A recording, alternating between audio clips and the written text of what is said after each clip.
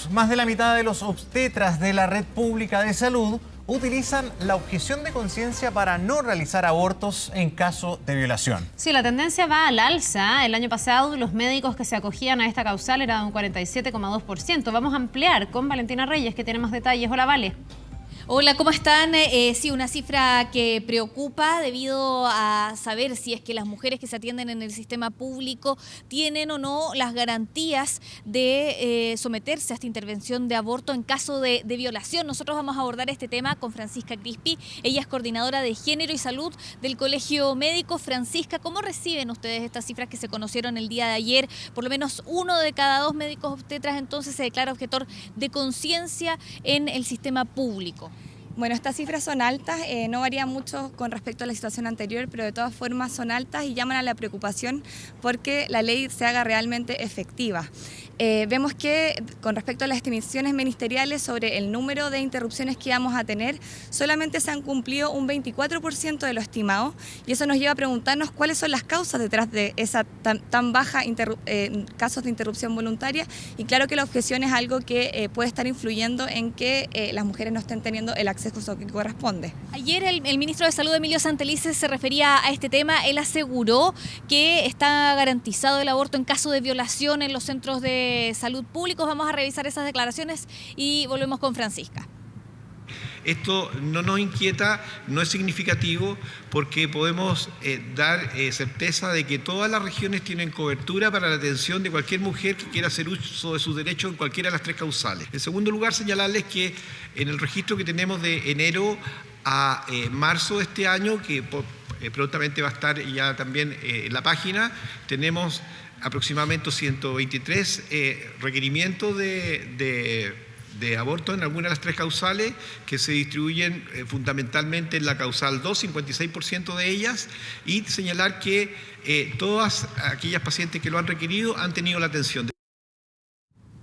Francisca, ¿están de acuerdo con lo que dice el ministro de Salud? ¿Está garantizada la atención en todo el país? ¿Qué saben ustedes respecto a este tema? Bueno, respecto a eso, no es suficiente con que haya, por ejemplo, un profesional no objetor en una región. Creemos que ahí llamamos al Ministerio de Salud a poder reforzar sus esfuerzos para que esta ley se pueda implementar. No solamente tiene que haber un profesional no objetor por región, sino que nosotros exigimos que en cada uno de los centros públicos, los 69 centros de alto riesgo obstétrico, exista un equipo no objetor para que la ley se pueda hacer efectiva, y eso necesita un esfuerzo mayor por parte del Ministerio. Fue un ícono el caso de Osorno, por ejemplo, donde no había médicos disponibles justamente para realizar aborto en caso de las 3 causales. ¿Cómo se solucionó ese problema finalmente? Sí, el caso de Osorno es un ícono y es un lugar donde la medida fue la adecuada. En el hospital de Osorno se abrieron cargos especiales para no objetores para poder hacer efectiva la ley, y luego hubieron 3 concursos desiertos, pero finalmente hace muy poco tiempo se contrata un profesional que es no objetor, y esa es la vía correcta. O sea, hay que transitar a que todos los centros públicos tengan equipos no objetores. Eso es fundamental y necesita un esfuerzo ministerial que es mayor. ¿Este es un problema de la ley, que tantos médicos se declaren objetores de conciencia, o para ustedes está bien que los doctores puedan declarar cuando tienen un problema respecto a un tipo de intervención en cuanto a sus valores, en cuanto a sus creencias? La objeción de conciencia individual es un derecho de los profesionales que se da a nivel internacional.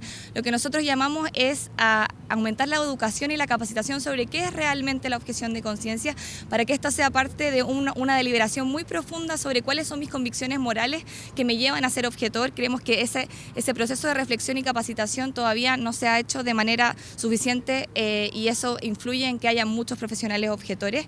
Y también hay que tener en cuenta de que, claro, llevamos 30 años en los cuales el aborto estuvo penalizado en todas las causales. Sin duda es un cambio cultural que hay que llevar, pero de todas formas es muy importante que esto esté de la mano de una fiscalización activa, capacitaciones activas y un esfuerzo porque a pesar de estos niveles de objeción, todas las mujeres puedan acceder a la ley. Además, tú me decías, en otros países los doctores tienen que argumentar en todo un proceso si es que son objetores de conciencia o no. Sí, tenemos ciertos casos de países en los cuales, por ejemplo, los médicos y médicas tienen que que escribir un ensayo sobre cuáles son sus motivaciones para presentar objeción de conciencia. Creemos que ese es un proceso que también como país tenemos que dar.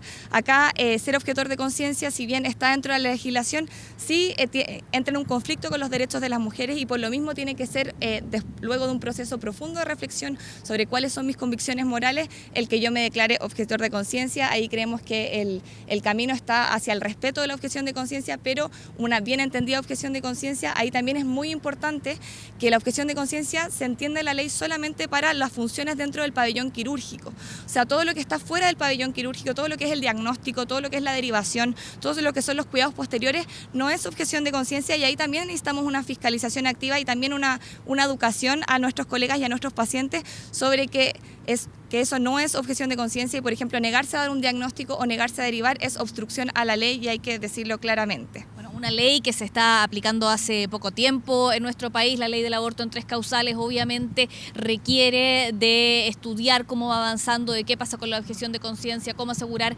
esto a las mujeres que lo requieren, que invocan una de las 3 causales. Francisca Crispi, muchas gracias por conversar con nosotros sobre este tema. Como lo decíamos, una ley que es una ley joven y que necesita ir perfeccionándose. Bien.